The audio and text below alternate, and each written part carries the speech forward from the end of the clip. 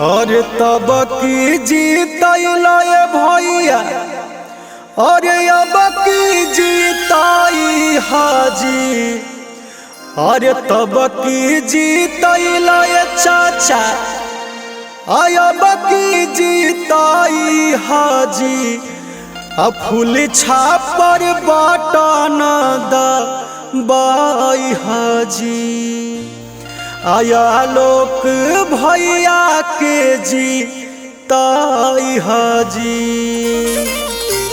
ए भैया ए चाचा आप लोग से यह नहीं हो रहा बा कि हमारे बड़े भैया आलोक चौरसिया जी के क्रमांक संख्या 2 पर कमल फूल छापर बटन दबाकर और फिर से भारी मतों से विजयी बनाने के बाद तब की जीतैले चाचा अब की जीताई हाजी। तब की जीतैले भैया अब की जीताई हाजी। फूल छापर बटन दबाई हाजी। आलोक भैया के जीताई हाजी। तब की जीतैले चाचा अब की जीताई हाजी। तब की जीतैले भैया अब की जीताई हाजी। फूल छापर बटन दबाई हाजी। आलोक भैया के जीताई हाजी।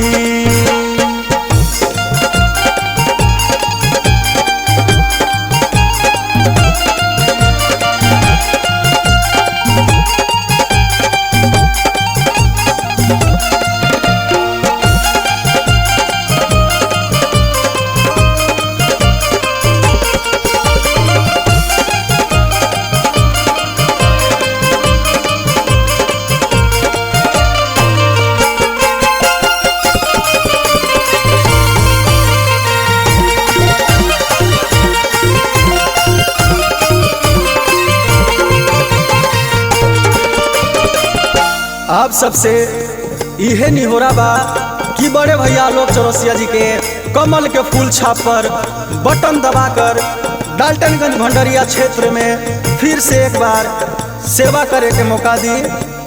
डाल्टनगंज भंडरिया में कैले विकास जी। गावे गावे नाली नाला दिहले झकास जी।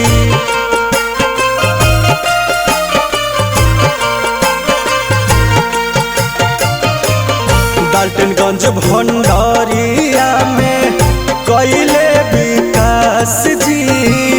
गावे गावे नाली नाला दिहले झकास जी। एकता बनैली हा फेर से जीताई दीहा। एकता बनैली हा फेर से जीताई दीहा। कमल छापर बटन दबाई हाजी।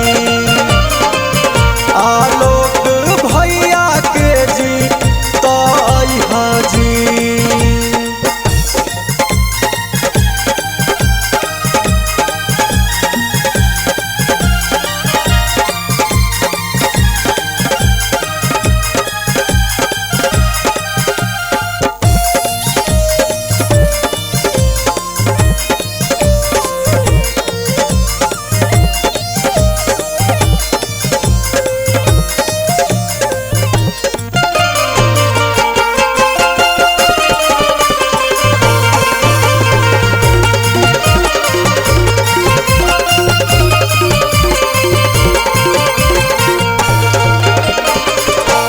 हमारे भैया चाचा माता दीदी लोगन से यह नहीं हो रहा बा कि 13 नवंबर के बूथ पर जाकर के क्रमांक संख्या 2 पर कमल के फूल छाप निशान पर बटन दबावे के बाद और फिर से भैया आलोक चौरसिया जी के विधायक बनावे के बाद और डाल्टनगंज भंडरिया विधानसभा क्षेत्र चमकावे के बाद डाल्टनगंज विधान सभा के बड़े उम्मीदवार जी, सबका से अच्छाई था बड़े ईमानदार जी।